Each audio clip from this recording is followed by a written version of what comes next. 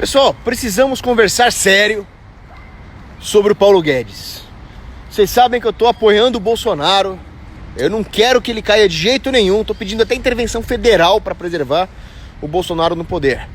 Mas não dá para aturar o Paulo Guedes e não dá para aturar a maneira como ele manipula e se aproveita da falta de conhecimento econômico da população em média. Se tem uma coisa que não presta no governo Bolsonaro, se chama Paulo Guedes. Uma excrescência que tem ali. Mesmo porque não deveria haver Ministério da Economia. Ministério da Economia, Planejamento Central Econômico é socialismo. Se existe esse ministério, já estamos no socialismo, né? Então, de novo, eu estou defendendo e apoiando o presidente Bolsonaro. Justamente por isso eu tenho que apontar que ele cometeu um erro gravíssimo ao nomear esse desgraçado como ministro da Economia. O Paulo Guedes pertence a uma escola econômica chamada Escola de Chicago, que é totalmente esquerda. Trata-se de uma vertente do keynesianismo alinhada com globalistas, FMI, a elite financeira mundial, gente da pior espécie. Nem gente isso é. Já cansei de falar, só é economista quem é da escola austríaca de economia. Escola de Chicago não é economia. Assim como o curandeiro que pede para o Deus do Trovão curar uma doença, ela também não é médico, certo? Então, o pessoal está comemorando, dizendo que o Paulo Guedes é um gênio, porque ele fez o dólar chegar a 5, aí ele pegou as reservas de 100 bilhões em dólar, converte para real, 500 bilhões e tem um lucro de 500 bilhões. Quer dizer, aí eles falam, crises não são fabricadas, crises acontecem sozinhas. Esse argumento que alguns direitistas, infelizmente, lamentavelmente estão usando. Estão dizendo que o mercado entra em crise sozinho e que o Paulo Guedes é um gênio das finanças. Se o Paulo Guedes for um gênio, ele é um gênio do mal. Para começar, nunca o lucro poderia ser de 500 bilhões de reais. Porque ele teve que captar essas reservas de algum lugar. Se ele tinha 100 bilhões que valiam isso e passou a valer 500, o lucro seria de 400. Mas isso também não é verdade. Primeiro, porque neste processo de fazer o dólar chegar na casa do chapéu de 5 reais, alguma coisa tem que ser feita. O que o Paulo Guedes fez para desvalorizar tanto o câmbio assim? Aumento da oferta monetária, expansão da oferta monetária. Essa é a única forma de desvalorizar o câmbio no longo prazo. Há mais reais na economia para cada dólar. Isso é uma teoria muito simples em economia. Como que o governo expande essa reserva? De duas formas. Ou ele imprime moeda na Casa da Moeda, ou ele diminui o compulsório dos bancos lá no Banco Central, de forma que os bancos possam piramidar dígitos. O que fica muito fácil com o câmbio subsidiado, com essa taxa Selic baixa. Ou seja, o que o Paulo Guedes fez foi favorecer os bancos, os banqueiros, os grandes empresários ligados ao governo e o próprio governo à custa da poupança da população. Porque para as pessoas que dependem de poupança, de salário, de aposentadoria, essa depredação do real é péssima. Além disso, nós temos que somar na economia tudo aquilo que nós deixamos de acumular de riqueza real, de capital que poderia ser importado e investido na indústria. Capital de verdade, aço, maquinário, produto químico, riqueza mesmo. Porque com o dólar alto desse jeito, a indústria brasileira que dependia de importação de capitais ficou depauperada, sem falar no turismo. Então nós temos aí todos esses custos de oportunidade. Aí o que o Paulo Guedes faz? Agora eu vendo os dólares que eu artificialmente fiz valorizar e fico rico. Stonks! Stonks! À custa da população. Então tá aí uma crise fabricada. O governo mesmo, com toda a informação privilegiada que ele tem, força uma alta do dólar, depois sai ganhando, vendendo as reservas, e é uma arbitragem. Agora, não existe arbitragem de graça, não existe nada de graça. Alguém pagou por isso. Quem pagou por isso foi você, cidadão comum. Foi você que teve a sua poupança depauperada, a sua moeda na tua carteira desvalorizada, para que o Paulo Guedes pudesse captar esses recursos. Não existe como captar recursos para investir sem tirar de algum lugar. O investidor, pelo menos, pega o seu próprio dinheiro. Todo governo vai pegar necessariamente o seu dinheiro, porque governos não produzem riqueza. Nenhum governo produz riqueza. Riqueza são bens e serviços úteis e reais na economia. Quem produz isso é a iniciativa privada, de onde saiu o dinheiro. não o governo. Aí o governo ia fazer o quê? O Paulo Guedes investiu em algum projeto que teve retorno real, sei lá, em infraestrutura, tecnologia? Primeiro que isso já seria antiético.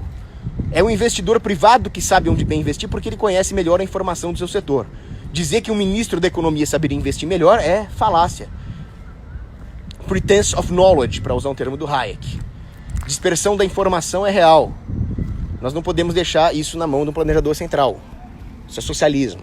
Segundo que ele não investiu em nada, ele só especulou, vocês entenderam isso? Aí vocês acham que o lucro do governo foi de 400 bilhões de reais? De jeito nenhum. Vocês estão esquecendo de uma coisa importantíssima. O custo de carregamento das reservas cambiais. Você pega a quantidade de reservas cambiais que tem no Banco Central e multiplica pela diferença entre a rentabilidade média ponderada dos ativos e os custos de passivo. Os juros que o governo tem que pagar para captar essas reservas. Isso é real. Isso é economia real. Ou seja, existe um custo de oportunidade em que outras aplicações, todo esse dinheiro que está nas reservas poderia estar sendo aplicado. É isso que é o custo de carregamento das reservas. Vamos calculá-lo. A taxa Selic no Brasil está baixa. Juros artificialmente baixos, portanto. O que isso significa? Que o governo está se subsidiando, tentando reduzir o próprio custo de captação dessas reservas à custa do povo. Porque juros baixos significa depredação da poupança privada numa sociedade. Juros artificialmente baixos, eu digo, né? Então pelo menos o custo de captação das reservas é baixo, Cogos? Não, porque os juros americanos também estão baixos.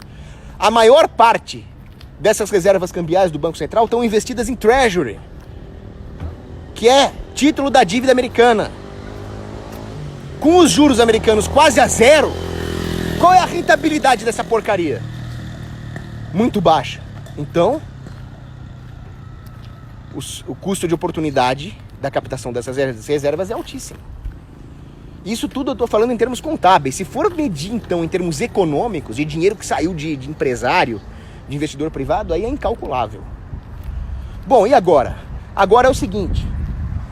Nós temos uma situação muito parecida com o que aconteceu no governo Dilma, ali em 2011.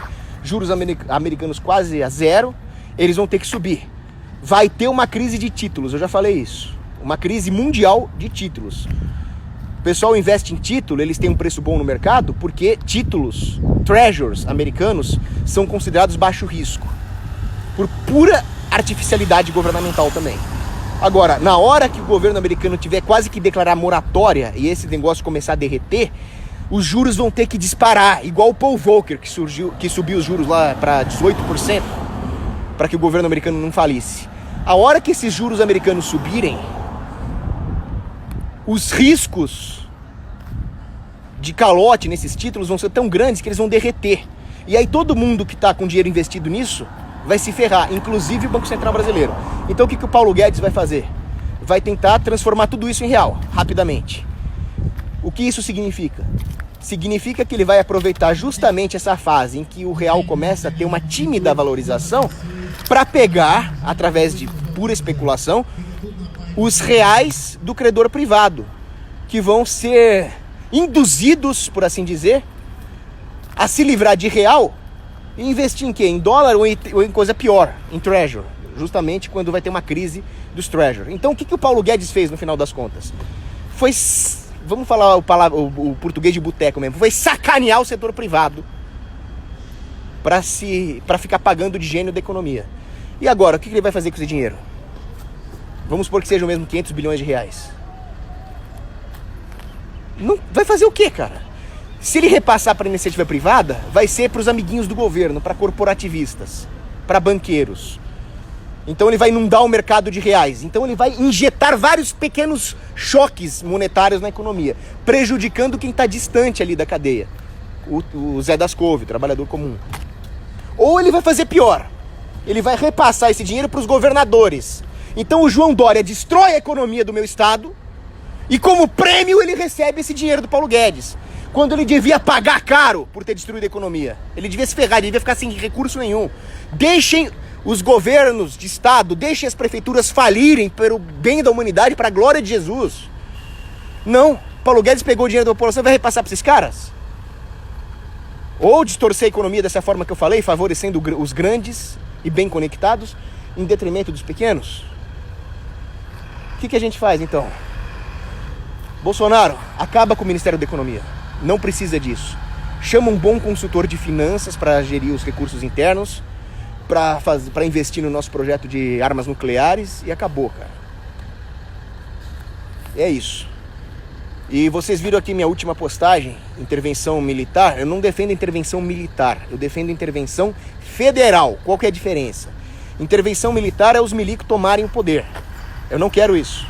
Intervenção federal é esses caras aqui, as Forças Armadas, fazerem o serviço deles e garantirem a soberania nacional contra essa investida da China. Isso é muito importante. Isso já aconteceu em 64. E naquela época, o pessoal fala, hoje a cúpula militar está toda aparelhada. É verdade, tem muito comunista no alto comando. Muito. Mas em 64 também tinha milico aliado com o João Goulart. Chegou até o ponto de quase os milicos se pegarem na porrada lá na Via Dutra. E quem contemporizou foi o general Médici, que na época era comandante da Academia Militar das Agulhas Negras, da AMAN. Então, o que precisa hoje? Precisa alguém tomar vergonha na cara e acabar com o comunismo. Tirar a China daqui e deixar o Bolsonaro no poder. E alguém vai ter que pagar por esse comunismo também. Todo mundo que foi comprado pela China, nas diversas instituições, vão ter que pagar. Agora, vocês ficam brincando aí de ver quem tem a pica libertária maior, enquanto a China está quase invadindo o Brasil. Eu sou libertário também, eu sou anarcocapitalista, nada mudou, só que agora, cara, é ameaça real do comunismo chinês. Ou existe ou fecha o tempo para destruir os inimigos do Bolsonaro, ou vocês vão ter que lamber as botas do Xi Jinping. É isso. Por isso que eu falo para esses caras aqui. Ó, aqui os patriotas estão acampados aqui, em defesa do Brasil. Brasil acima de tudo! Selva Amazônia nos pertence! Manda um salve aí! Viva o Deus do Brasil! Selva! Selva! E aqui são... que é o Comando Militar do Sudeste. O pessoal tá acampado aqui. Vocês têm que tirar esses comunas do poder! Bolsonaro é um mito!